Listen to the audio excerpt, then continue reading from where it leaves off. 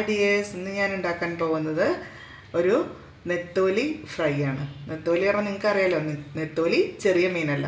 ഇത് ഞങ്ങൾ പറയുന്ന പേര് വെത്തൽ എന്നാണ്. ആ വെത്തൽ ഒരു 1/2 കിലോ എടുത്തിട്ടുണ്ട്. ഇനി അതിലേക്ക് നമ്മൾ ഒരു അല്പം മഞ്ഞൾപ്പൊടി ഇടും, പിന്നെ കുറച്ച് ഉപ്പിടും, പിന്നെ കുറച്ച് കാശ്മീരി മുളക് പൊടി ഇടും. അതുപോലെ തന്നെ കുറച്ച് എൻ്റെ ഒരു സ്പെഷ്യൽ മസാല കൂട്ടാണിത്, ഞാൻ പിന്നീട് പറഞ്ഞു തരുന്നതായിരിക്കും.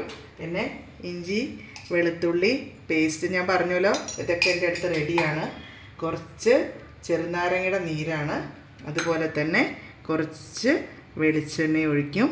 പെട്ടെന്ന് എല്ലാം കൂടി നന്നായിട്ടൊന്ന് മിക്സാക്കുക. അസലായിട്ടൊന്ന് മിക്സ് ആക്കിയിട്ട് നമ്മൾ ഏകദേശം ഒരു അരമണിക്കൂർ വേണമെന്നില്ല, ഏകദേശം ഒരു 10-15 മിനിറ്റ് നേരം നമ്മൾ ഇത് റെസ്റ്റ് ചെയ്യാൻ വെക്കണം. അതിനുശേഷം ഇത് ഉണ്ടാക്കുന്ന സമയത്ത് ഞാൻ നിങ്ങളെ കാണിക്കാം. നോക്കൂ, ഇപ്പോൾ എല്ലാതും കൂടിയിട്ട് നന്നായിട്ട് മിക്സ് ചെയ്ത് വന്നിട്ട് 15-20 മിനിറ്റ് നേരം ഞാനത് റെസ്റ്റ് ചെയ്യാൻ വെച്ചിട്ടുണ്ട്.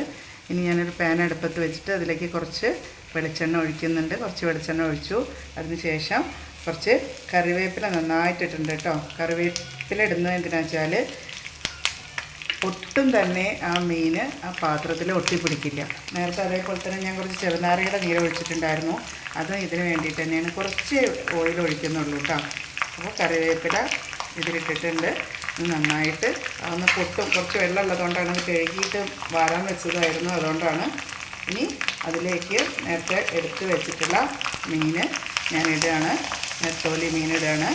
കുറച്ച്, ഇവിടെ ഒരാളെ മീൻ കഴിക്കുള്ളൂ, അതുകൊണ്ടാണ് വളരെ കുറച്ചായിട്ട് ഇടുന്നത്. ഞാൻ മീൻ കഴിക്കില്ല, ഞാൻ ഇന്നലെ പറഞ്ഞിട്ടുണ്ടായിരുന്നു.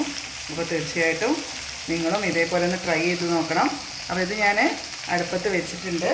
ഇനി നമ്മൾ വളരെ സിമ്മായിട്ടാണ് കേട്ടോ വയ്ക്കുന്നത്. ഇനി കുറച്ച് നേരം ഇത് ഒന്ന് അടച്ച് വെച്ചിട്ട് നമുക്ക് വേവിക്കാം. നമ്മുടെ മീനൊന്ന് തുറന്ന് നോക്കാം. നോക്കൂ, വളരെ ഭംഗിയായിട്ട് വെന്ത് വന്നിട്ടുണ്ട്, നല്ല ക്രിസ്പി ആയിട്ടുണ്ട്. ഇതുപോലെ എല്ലാവരും ഒന്ന് ചെയ്ത് നോക്കാം. ഇത് നമുക്ക് ഒരു പാത്രത്തിലേക്ക് ആക്കാം. പാത്രത്തിൽ നമ്മൾ കുറച്ച് സവാളയും മുളകും വെച്ചിട്ടുണ്ട്. സൂപ്പർ, അടിപൊളി. ഇതൊന്ന് ടേസ്റ്റ് ചെയ്ത് നോക്കാം.